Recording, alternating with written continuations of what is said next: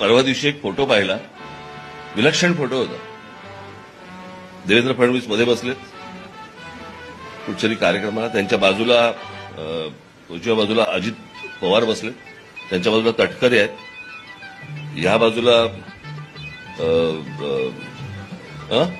अशोक चव्हाण आहेत. सगळ्यांनीच बघितला अशोक चव्हाण, त्यांच्या बाजूला भुजबळ, त्यांच्या बाजूला अजून कोण कोण कोण राणे आहेत, बरेच आहेत त्याच्यामध्ये.